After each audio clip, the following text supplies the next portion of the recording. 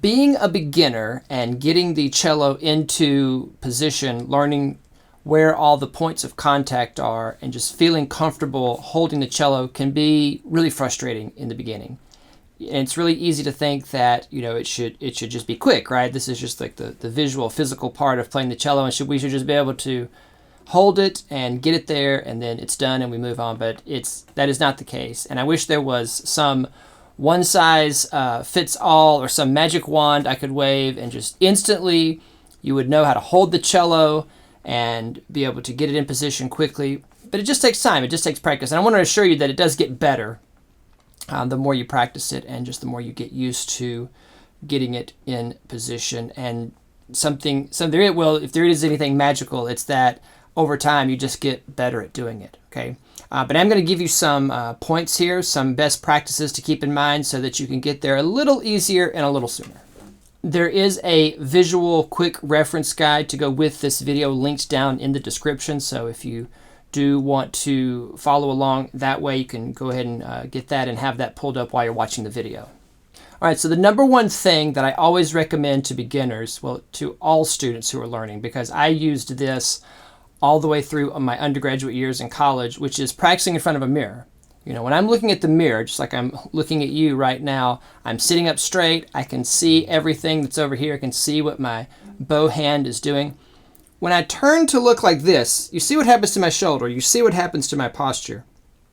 Everything gets destroyed, right? Because I'm trying to look at my fingers. I'm trying to look at where my bow is contacting, or I'm trying to look over this way or whatever. And as soon as I come back, because I'm a beginner and I don't know how to just find this position, it's all wrecked and it's all messed up. So that you don't have to look this way, okay, or look this way or twist around, having that mirror in front of you is so important, okay? And it doesn't have to be a fancy mirror. It can be, it could be a skinny one. Of course, a full body mirror is always better. That was always my favorite to practice in front of. But you just need something to see. It could even be a device like an iPad or a Chromebook.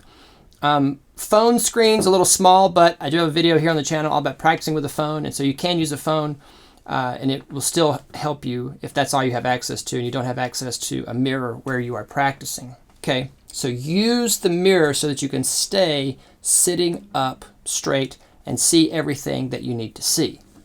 Now, depending on whether you're watching this for yourself or watching it for your student, if you're watching this because you're helping your small child, just in general, wiggling around too much can mess up posture and position, right? And so depending on if we're just in general moving around, it doesn't necessarily have to be, wiggling because we're immature or because we're a child. If I reach over to move the book, move the page, or reach over to get this or reach over to get that, any kind of movement when I'm first starting out is going to get me out of whack, right?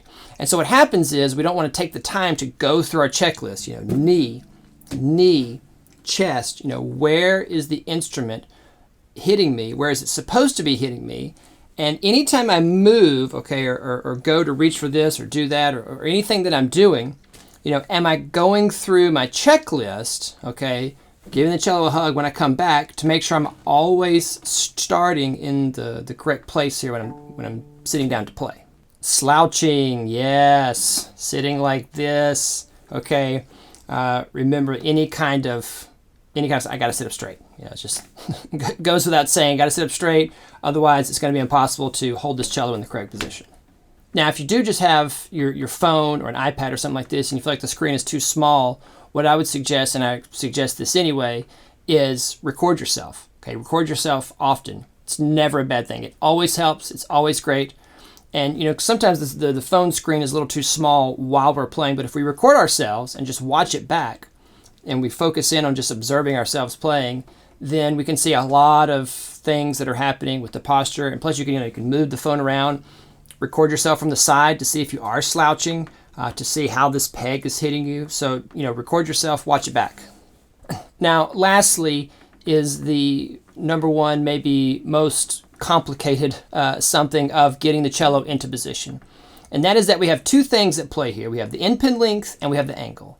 And what can be frustrating, and I think why we just gradually get better at getting into position and knowing what this is supposed to feel like, is that we get better at knowing which one we need. Do we need to change the angle? Okay.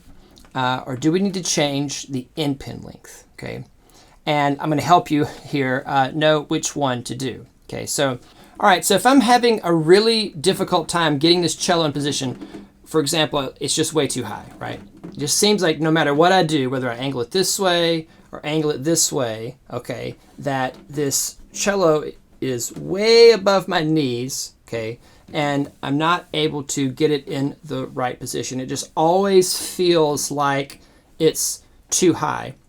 Then I definitely have the end pin too long. So as you can see, when it's out way too long, if I go like this, even if I get it down where it's hitting me in the chest correctly and the pegs are behind me, it's way above my knees. Okay, I can't even grab anything, okay, here with my knees. Right, cello is definitely not in the right position, and there's no way it's going into the right position. So let's do the opposite now.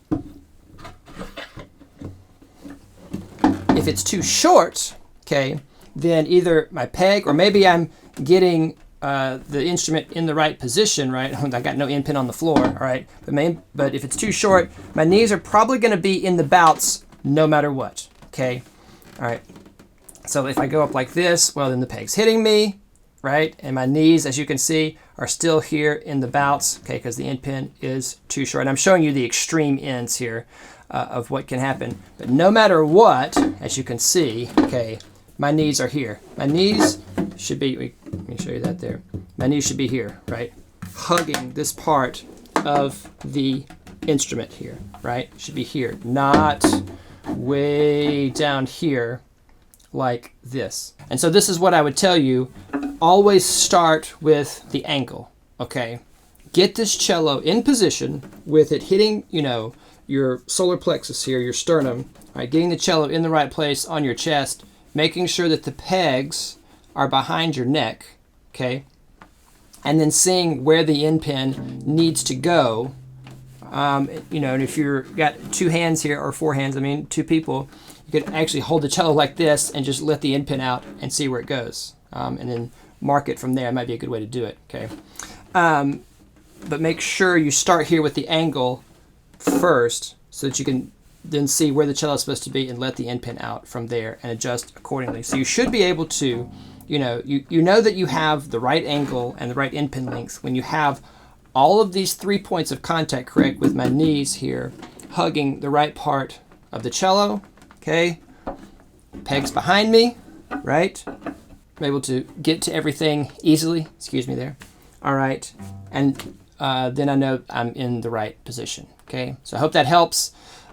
Leave me a comment down below if you have any more questions about this. I'm also going to link up, if you need the full tutorial walkthrough of cello size and position, I have a video all about that on the channel, and you can watch it right here.